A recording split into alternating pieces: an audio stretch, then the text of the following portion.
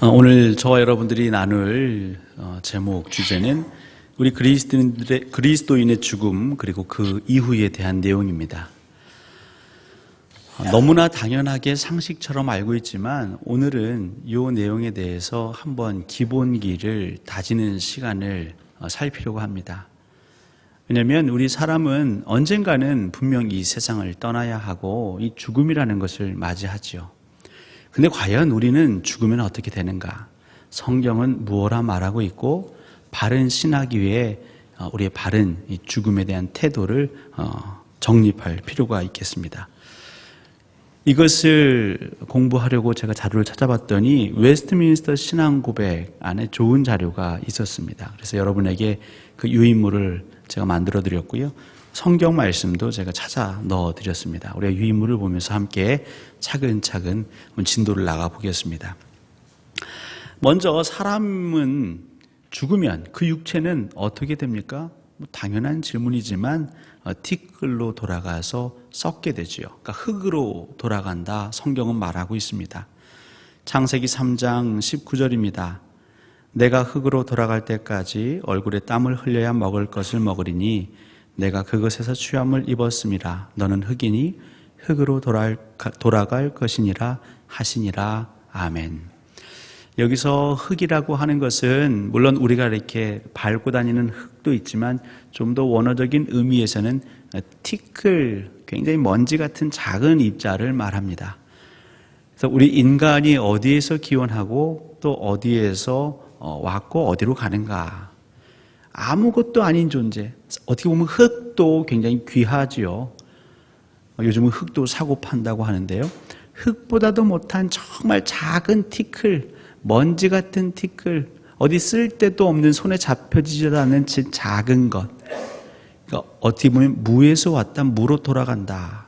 하나님께서 무에서 우리 인간을 창조하신 것 아니겠습니까? 특별히 우리는 티끌로 돌아간다. 우리 육체는 그렇게 돌아간다는 거죠. 사도행전 13장 36절도 같은 내용입니다. 다윗은 당시 하나님의 뜻을 따라 섬기다가 잠들어 그 조상들과 함께 묻혀 썩음을 당하였으되. 그러니까 우리 육체는 영원히 살지 않죠. 육체는 썩어 없어집니다. 티끌로 돌아갑니다. 이것까지는 어렵지 않습니다. 그 내용 박스 미치죠. 그러나 그들의 영혼은 죽거나 자는 것이 아니라 죽지 않은 생을 가지며 죽은 후에는 그것을 주신 하나님께로 돌아간다. 육체는 티끌로 돌아가면 우리 영혼은 어디로 가는가?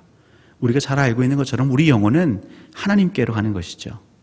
예수 그리스도를 구주로 영접한 자들의 영혼은 천국으로 가는 것입니다. 전도서 12장 7절입니다. 흙은 여전히 땅으로 돌아가고 영은 그것을 주신 하나님께로 돌아가기 전에 기억하라. 그러니까 우리의 몸은 흙으로 돌아가는 것이고 우리의 영은 하나님께로 간다. 이 구조는 매우 단순해 보이지만 오늘 제가 왜 이것을 하냐면 이제 뒤에 3페이지 보시면 이제 중간 상태. 그래서 지난 시간에 잠깐 말씀드렸지만 연옥 얘기가 나오지 않습니까? 그 연옥에 대한 교리는 사실 우리가 인간이 죽으면 어떻게 되는가에 대해서 성경이 뭐라 말했는지 분명히 알기만 해도 사실 연옥 교리에 대해서 우리가 마음을 뺏길 이유가 없는 것이죠. 아무튼 분명합니다. 우리 인간은 죽으면 육체는 땅으로 티끌로 들어가고 우리의 영혼은 하나님께로 혹은 이제 의롭지 못한 자는 심판을 받겠지요. 그 다음입니다. 의로운 자의 영혼은 완전히 거룩하게 되어 가장 높은 하늘에 올라간다.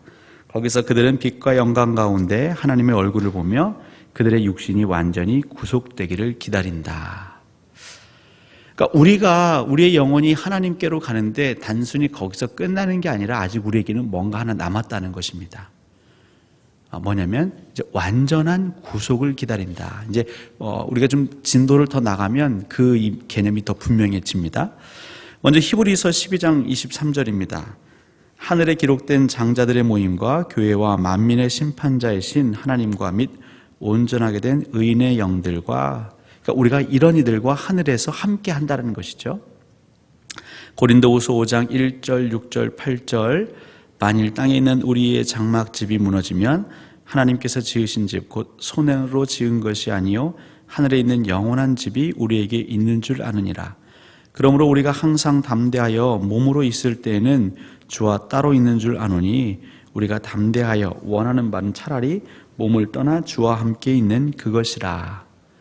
그러니까 뒤에 그 문맥인데 몸을 떠나, 육체를 떠나 우리 주와 함께 있는, 우리 영혼은 주와 함께 있는 걸 원하지만 사실 그것은 하나님의 뜻에 달린 것이죠. 우리가 원한다고 우리가 육체에 남아있고 우리가 원한다고 하나님 곁에 갈 수 있는 건 아닙니다. 하지만 분명한 건 우리가 가야 될 길은 그렇게 두 갈래뿐이 없다라는 걸 지금 계속 성경은 강조하고 있는 것입니다.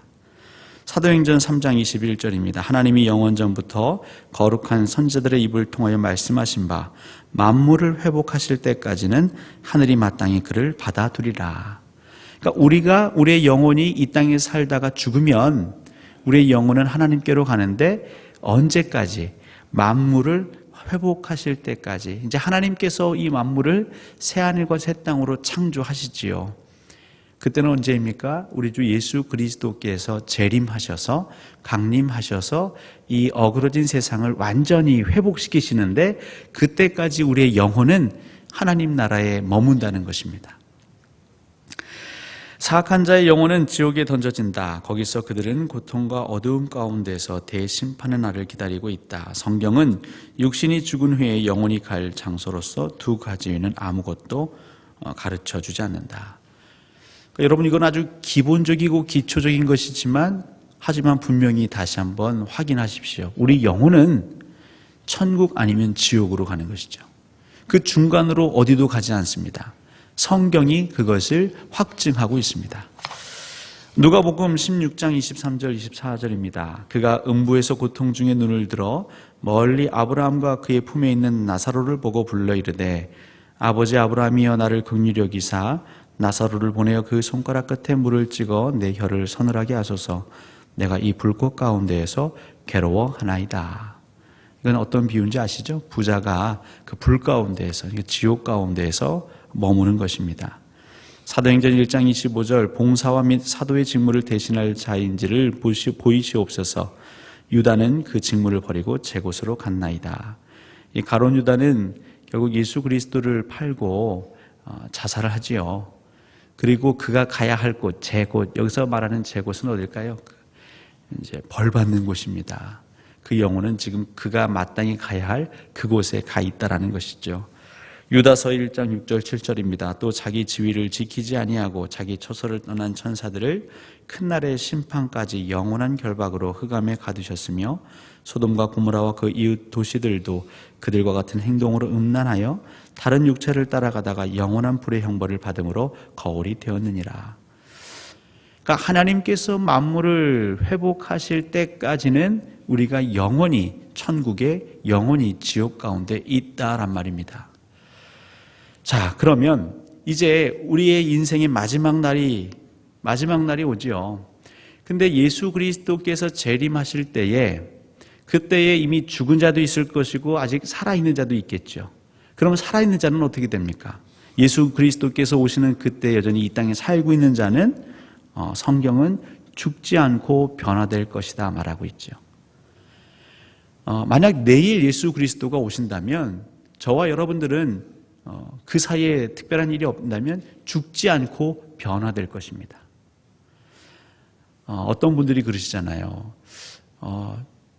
그러면 하나님 오시면 지금 이 모습, 어떤 사람은 젊은 모습, 어떤 사람은 늙은 모습, 이렇게 이제 영원히 하나님과 그 영원한 세상을 살아갑니까? 라고 말하는데 그렇지 않습니다. 성경은 변화될 것이라고 말하고 있습니다. 그럼 어떻게 변화되는지는 모르죠.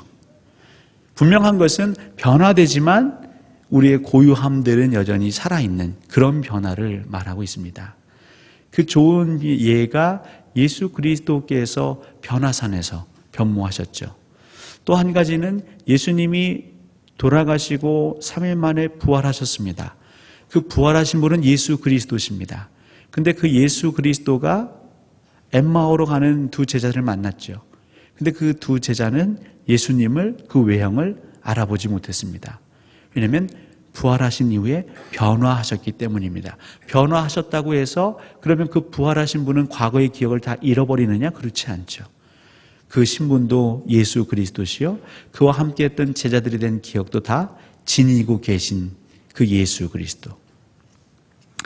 그래서 마지막 날에 남아있는 자는 죽지 않고 변화될 것이다. 자, 데살로니가전서 4장 17절입니다. 그 후에 우리 살아남은 자들도 그들과 함께 구름 속으로 끌어올려 공중에서 주를 영접하게 하시리니 그리하여 우리가 항상 주와 함께 있으리라. 그러니까 예수 그리스도께서 오실 때에 살아남아 있는 자들은 그대로 그 모습 약간 변화돼서 하나님과 함께 주와 함께 있을 것이다. 고린도전서 15장 51절 52절입니다. 보라 내가 너에게 비밀을 말하노니 우리가 다 잠잘 것이 아니요. 여기서 잠자다라는 것은 죽음을 좀 다르게 표현한 것이죠.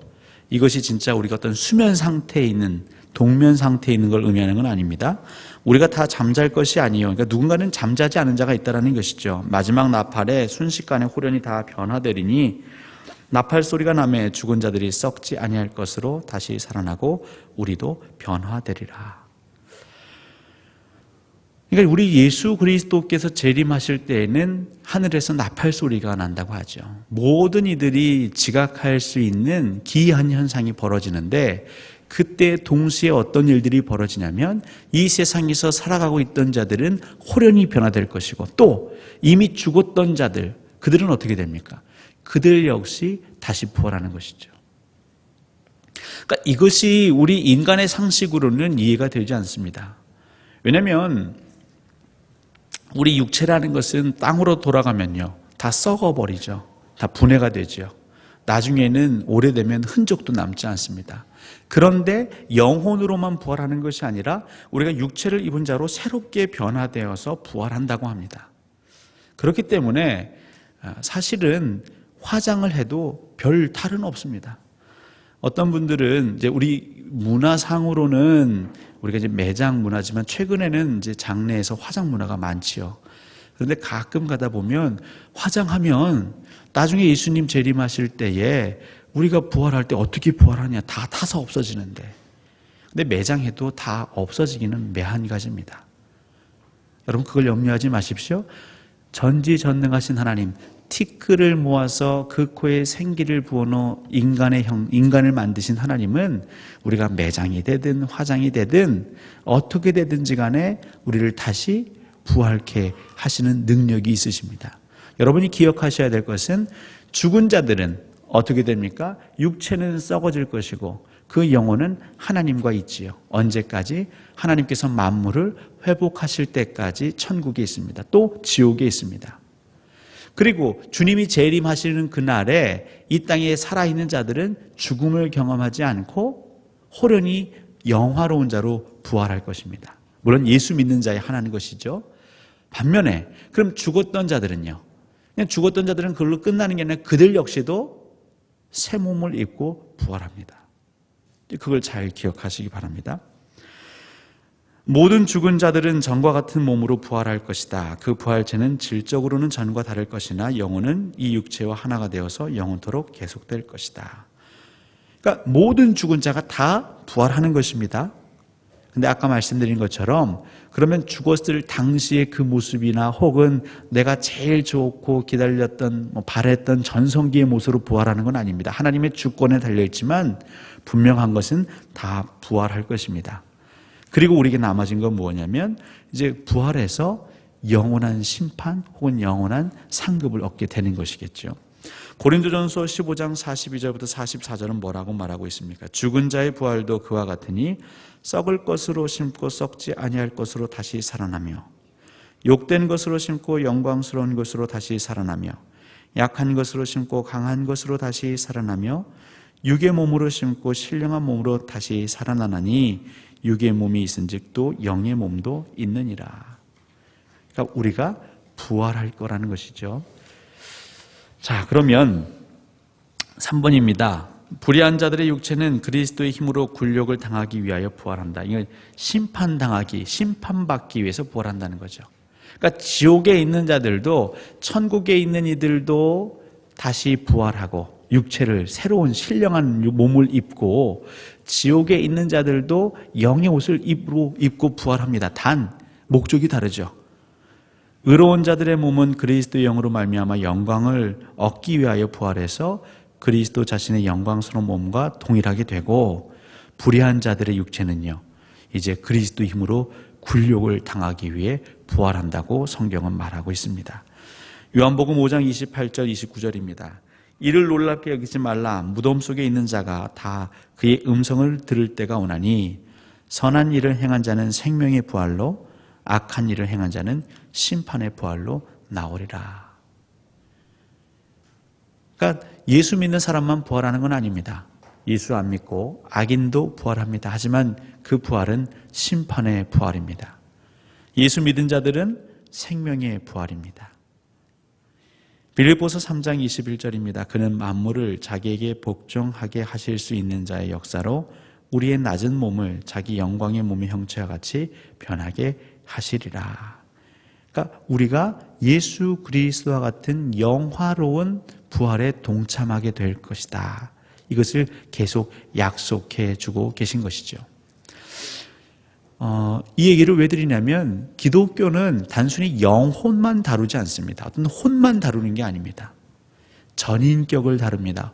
혼뿐만이 아니라 우리의 육신, 물론 이 세상에 속한 육신일 수도 있겠지만 하나님 나라의 새로운 창조 질서에 적합한 우리의 몸을 갖는다고 말씀하십니다. 그러니까 우리는 유령과 같은 존재가 아니라 정말 서로가 느껴질 수 있는 분명한 존재로 살아갈 거라는 것이죠. 결론적으로 육체적 죽음 직후의 그리스도인의 상태, 그러니까 이 땅을 살아가면서 예수 그리스도가 재림하시기 전에 우리가 만약에 죽음을 경험한다면, 그리스도인들 같은 경우는 그 순간 천국에 들어가 안식하며 복락, 기뻐하겠죠. 우선 내 영이 하나님 나라에 거해 있지 않습니까? 하나님 나라에 거한 자에게는 무엇이 기다리고 있냐면 생명의 부활이 기다리고 있는 것이죠. 그러면서 기다린다는 거죠. 그러니까 이미 우리보다 천국에 간 사람들도 기다리고 있습니다. 기뻐하면서도 기다리고 있습니다. 예수 그리스도가 다시 이 땅에 오실 날을 기다리고 있습니다. 여전히 그들도 신령한 몸을 입지는 못했죠. 그들의 혼이 하나님 나라에 있지만, 그래서 온전히 신령한 몸을 입고 부활할 것을 그들도 기대하고 기다리고 있습니다. 완전한 의식을 가지고 있는 상태, 그러니까 그들 천국에 있지만 그들 역시 의식을 가지고 있다는 거죠. 천국 딱 가는 순간 우리가 그동안의 삶을 다 잊어버리거나 한 건 아니라는 것이죠. 무한한 복락과 안식의 상태 속에서 예수 그리스도의 재림과 몸의 부활을 고대하는 기다림 상태 속에 있다. 그러니까 이것은 지금 저희들이 혹은 어떤 신학자가 만들어낸 얘기가 아니라 성경에 기록되어 있는 것들을 정리한 내용입니다. 그러니까 누가복음 16장에 있는 그 부자와 거진 나사로의 얘기가 마찬가지죠. 그러니까 그 거진은, 그 영은 이제 하나님과 함께 그곳에서 복락을 누리며 이제 생명의 부활을 기다리는 것이고, 이 나사로 부자는요, 그 불과 같은 곳에서 고통을 당하면서도 기다려야 됩니다. 또 심판의 부활을 기다리는 것이죠. 데살로니가전서 5장 10절입니다. 예수께서 우리를 위하여 죽으사 우리로 하여금 깨어있든지 자든지 자기와 함께 살게 하려 하셨느니라. 요한계시록 14장 13절입니다. 또 내가 들으니 하늘에서 음성이 나서 이르되 기록하라. 지금 이후로 주 안에서 죽는 자들은 복이 있도다 하시매 성령이 이르시되 그러하다. 그들이 수고를 그치고 쉬리니 이는 그들의 행한 일이 따름이라 하시더라. 아직 14장까지 같은 경우는 예수 그리스도의 재림 전이기 때문에 우리가 죽으면 우리는 이제 모든 것을 다 내려놓고 수고를 그치고 쉬는 상태로 들어간다. 안식하고 복락하는 상태로 들어간다는 얘기입니다. 그래서 굉장히 우리는 옛날 어렸을 때부터 이 내용을 듣고 믿어왔습니다. 그래서 예수 믿다 죽으면 천국 아니면 지옥 가는 것이고, 그리고 예수 그리스도가 재림하실 때 비로소 우리는 다시 새로운 몸으로 부활할 것이다. 근데 이제 거기에는 조금 헷갈릴 때도 없지 않아 있었죠. 어떤 몸으로 부활하느냐 등등의 문제인데요. 근데 이 얘기를 왜 다루냐면, 지난번에도 말씀드렸지만 이 종말에 대한 관심, 우리 인간은 어디서 왔고 어디로 가는가. 근데 이것은 인간이 경험해 보지 못했지 않습니까? 그러다 보니까 철학자를 비롯한 다양한 사람들, 특별히 종교를 가진 사람들은 여기에 대한 다양한 설들을, 이론들을 내놓지요.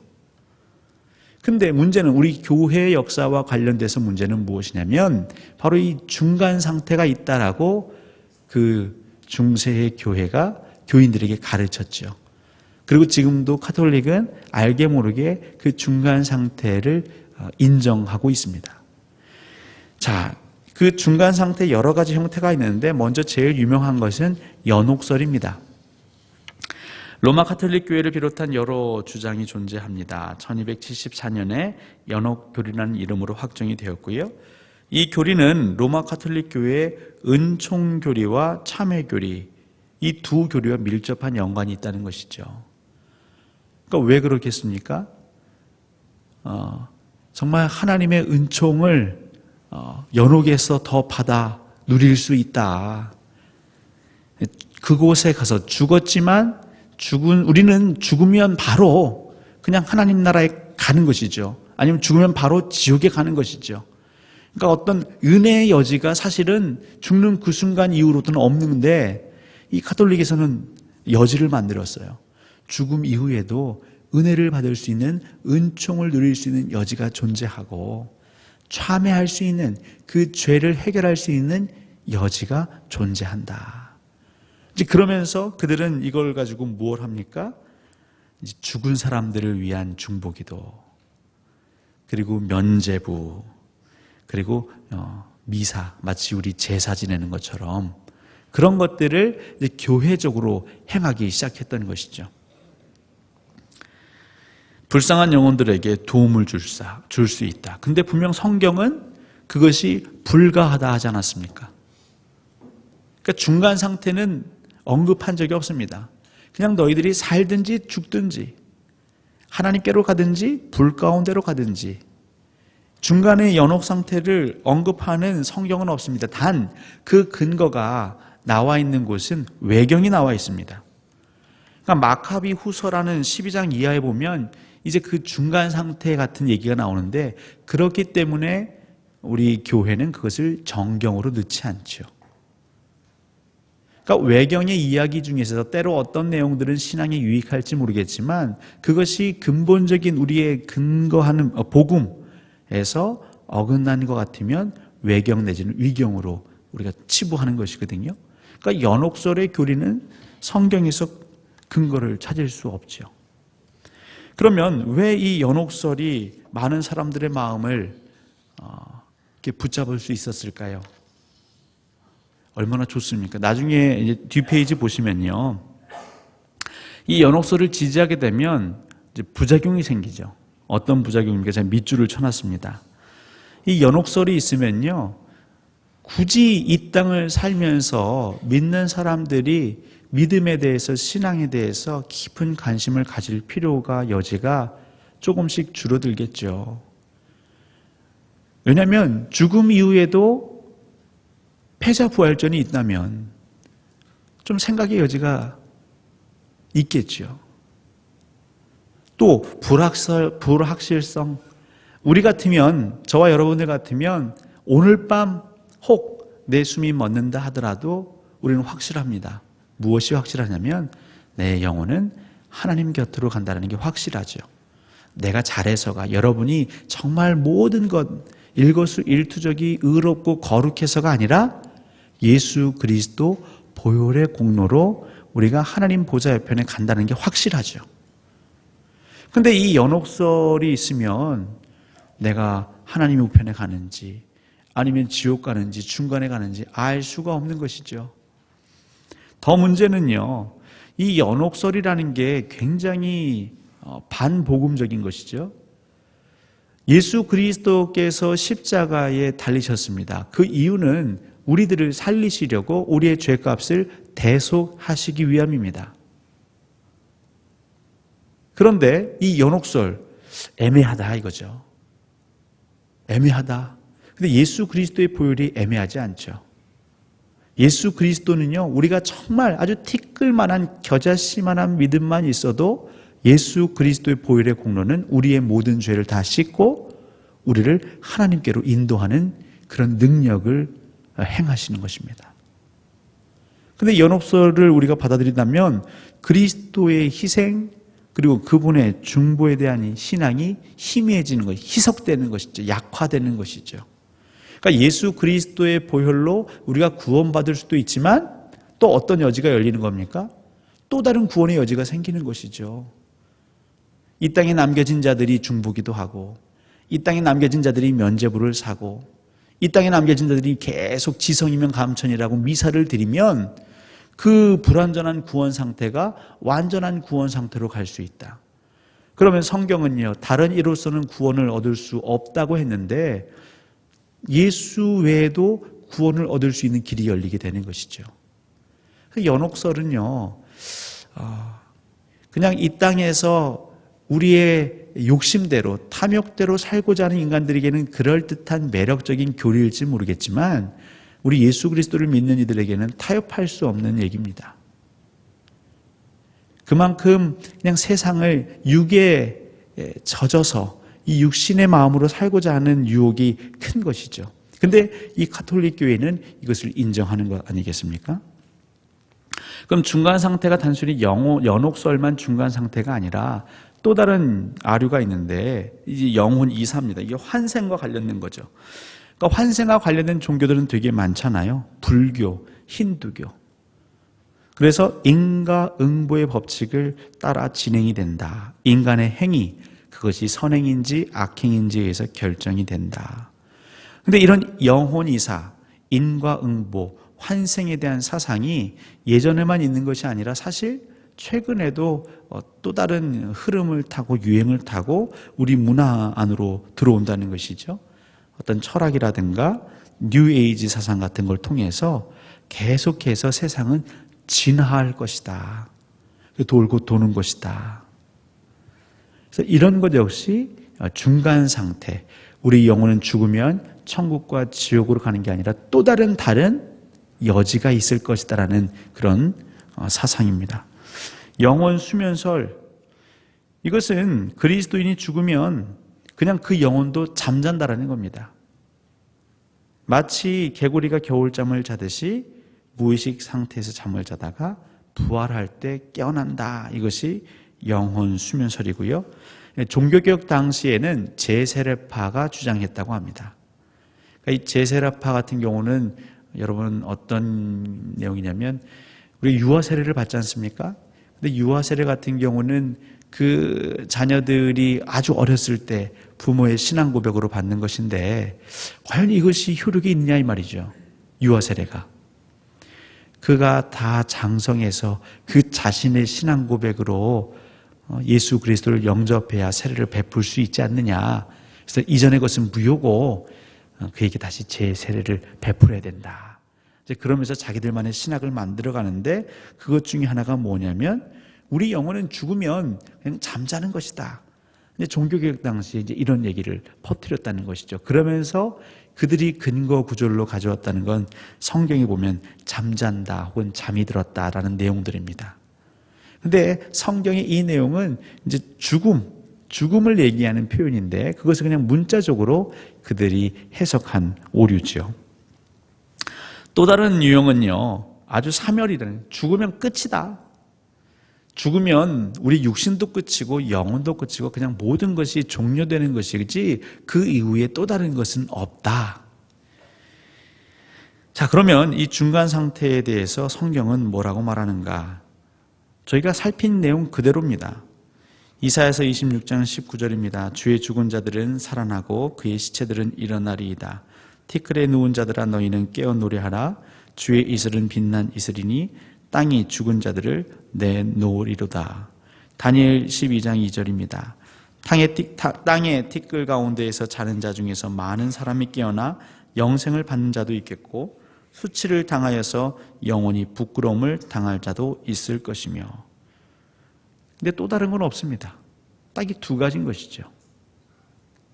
분명한 것은 그리스도의 부활, 그 구원 사실에 근거하여 우리는 마지막 날에 우리의 몸이 부활을 기다리며 죽음 이후에 계속되는 삶이 존재한다는 것입니다. 깔뱅이에 의하면 하나님께서는 죽음 이후에 인간이 도저히 상상할 수 없는 방법으로 그들의 백성들을 자신 곁에서 생명 가운데 보존하신다라는 내용이죠. 여러분들과 제가 지금 이 내용을 나누는 것은 이제 저희가 다다음 시간 나눌 여러분 종말론 하면 이제 보통 천년왕국 이런 내용들 아니겠습니까? 그러니까 그 내용과 관련할 때에 우리나라에 만연되어 있는 천년왕국설 중에 전천년왕국설, 그리고 특별히 휴거가 동반된 전천년왕국설. 근데 거기에 보면 그 그리스도인들이 어떻게 되느냐, 그걸 가지고 이제 좀 복잡한 도식을 만들어 놓죠. 근데 거기에 대한 성경적인 근거는 찾아볼 수 없다는 것입니다. 그냥 진리는 아주 명확합니다. 우리는 죽으면, 예수 그리스도가 오시기 전에 우리가 죽으면 우리 몸은 그냥 땅으로 갈 것은 땅으로 가 썩어지는 것이고요. 우리의 영혼은 하나님께 가든지 아니면 지옥에 가는 것입니다. 근데 그곳에서 영원히 사는 것이 아니라 언제까지요? 하나님께서 만물을 회복하실 때까지, 예수 그리스도가 다시 이 땅에 오셔서 새 하늘과 새 땅을 이루시기 전까지 그 상태로 유지되다가 예수님께서 호련히 이 땅에 오시면서 하늘에서 천군 천사들의 나팔 소리가 울려 퍼지는 그때에는요, 모든 이들이 다 부활한다는 것이죠. 그동안 살아있던 자들, 죽음을 경험하지 못했던 자들은 그 산채로 새로운 몸으로 변화되는 것이고, 이미 죽음을 경험했던 사람들은 그들이 새로운 몸으로 생명의 부활 혹은 심판의 부활로 다시 다 이 땅 가운데에 존재하게 된다는 겁니다. 그리고 이제 하나님의 예수 그리스도의 심판이 있은 후에 영원한 우리의 복락으로 들어가는 것이죠. 그래서 이 구도를 여러분이 분명하게 다시 머리에 새기시고, 그러면 저희가 다음 시간에 배울 그 세대주의에서의 그 전천년설 휴거가 무엇이 잘못됐는지, 어디에서 우리가 유혹을 당하면 안 되는지를 아시게 될 것입니다. 사랑하는 성도 여러분, 우리 그리스도인들은 이 죽음을 항상 잊지 말아야 합니다. 근데 분명한 것은 죽음 이후에도 우리가 어떻게 되는지 우리가 알고 있어야겠죠. 왜냐하면 알게 모르게 이 죽음 이후에 대해서 우리가 확실히 알지 못하기 때문에 살살 우리를 유혹하는 사람들과 대화를 하다 보면 나도 모르는 사이에 잘못된 교리로, 잘못된 사상에 우리가 빠져 넘어질 수가 있습니다. 우리가 주일학교 때부터 배웠던 그 교리는 아주 분명합니다. 그래서 오늘 여러분들과 나눈 이 내용을 여러분 마음에 잘 새기시고, 다음 시간에 있을 그 천년왕국에 대해서 할 때에 이것들을 잘 기억하시면 되겠습니다. 물론 우리가 살아가는 이 땅 가운데 죽음을 경험하지 않고 우리 주 예수 그리스도를 맞이하면 그거 역시도 영광이겠지만, 그때는 아무도 모르죠. 하지만 바라는 것은 우리의 사는 날 하루하루가 정말 언제 오실지 모르는 그 하나님, 그 신랑을 기다리는 마음으로 우리가 산다면 언제 주님이 오셔도 우리는 찔림이 없을 것입니다. 부탁드립니다. 날마다 예수님과 동행하시고, 언제 예수님이 들이닥치더라도 여러분의 마음 가운데는 그 예수 그리스도에 대한 고백으로 항상 차고 넘치시기를 원합니다. 말씀으로 사시고 은혜로 사시는 저와 여러분 되시기를 우리 주님의 이름으로 간절히 소원합니다.